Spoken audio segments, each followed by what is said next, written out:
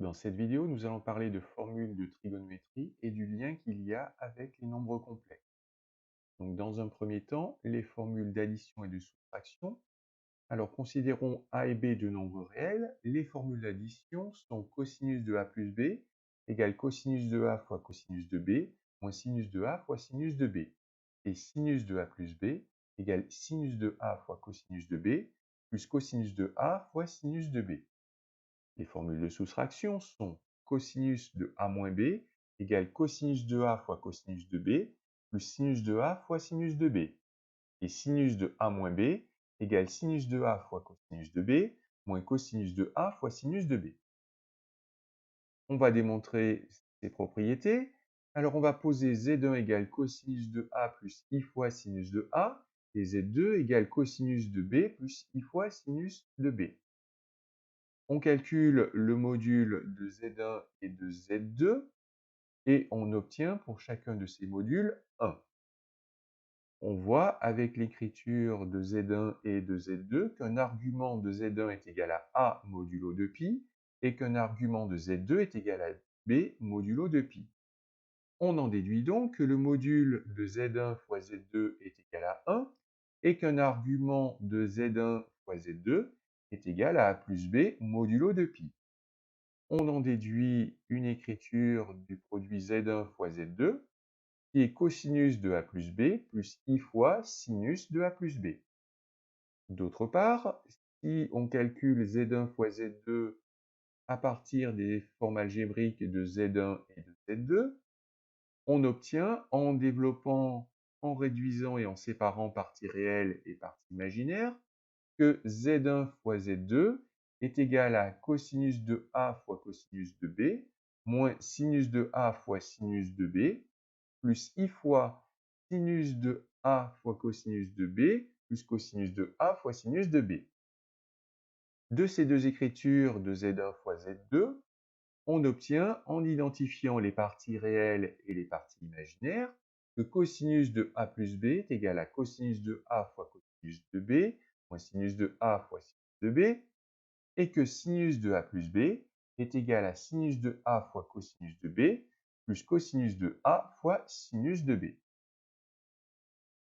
Ceci nous sert par exemple à déterminer le cosinus et le sinus de 5π sur 12. On peut écrire que 5π sur 12 est égal à π sur 4 plus π sur 6. De cette façon, on obtient que cosinus de 5π sur 12 est égal au cosinus de π sur 4 plus π sur 6, c'est-à-dire en utilisant la formule d'addition du cosinus, cosinus π sur 4 fois cosinus π sur 6, moins sinus π sur 4 fois sinus π sur 6. On remplace par les valeurs numériques, on obtient racine carrée de 2 sur 2 fois racine carrée de 3 sur 2, moins racine carrée de 2 sur 2 fois 1 demi, c'est-à-dire racine carrée de 6 moins racine carrée de 2 sur 4. De la même manière, en utilisant la formule d'addition du sinus, sinus de 5π sur 12 est égal à sinus de π sur 4 plus π sur 6, c'est-à-dire sinus π sur 4 fois cosinus sur 6, plus cosinus π sur 4 fois sinus π sur 6. On remplace par les valeurs numériques, on obtient racine carrée de 2 sur 2 fois racine carrée de 3 sur 2, plus racine carrée de 2 sur 2 fois 1 demi, c'est-à-dire racine carrée de 6 plus racine carrée de 2 sur 4. Des formules qui en découlent, les formules de duplication. On considère A un nombre réel, le cosinus de 2A est égal au cosinus de A au carré, moins le sinus de A au carré, qui est égal à 2 fois le carré du cosinus de A moins 1, qui est égal à 1 moins 2 fois le carré de sinus de A.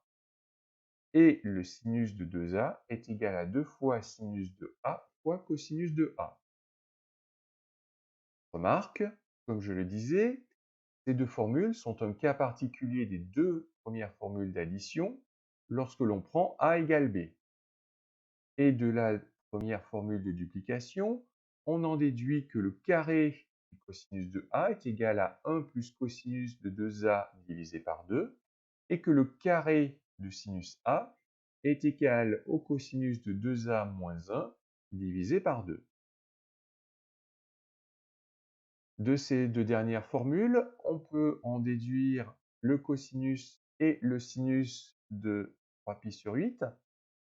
Donc on utilise le fait que le cosinus de 3π sur 8 au carré est égal à 1 plus le cosinus de 2 fois 3π sur 8 divisé par 2, c'est-à-dire 1 plus cosinus de 3π sur 4 divisé par 2. Le cosinus de 3π sur 4 vaut moins racine carrée de 2 sur 2. On obtient que le carré du cosinus de 3π sur 8 est égal à 1 moins racine carrée de 2 sur 2, le tout divisé par 2, c'est-à-dire 2 moins racine carrée de 2 divisé par 4. On sait que 3π sur 8 est compris entre 0 et π sur 2, ce qui signifie que le cosinus de 3π sur 8 va être strictement positif. On en déduit donc que le cosinus de 3π sur 8 est égal à la racine carrée de 2 moins racine carrée de 2 sur 4, c'est-à-dire à racine carrée de 2 moins racine carrée de 2 divisé par 2. Maintenant, pour déterminer le sinus de 3π sur 8, on utilise le fait que sinus carré de 3π sur 8 est égal à 1 moins cosinus carré de 3π sur 8, c'est-à-dire 1 moins 2 moins racine carrée de 2 sur 4, ce qui fait 2 plus racine carrée de 2 sur 4. Comme 3π sur 8 est compris entre 0 et sur 2, le sinus de 3π sur 8 est strictement positif, ce qui nous donne que le sinus de 3π sur 8 est égal à racine carrée de 2 plus racine carrée de 2 sur 4, c'est-à-dire racine carrée de 2 plus racine carrée de 2 divisé par 2.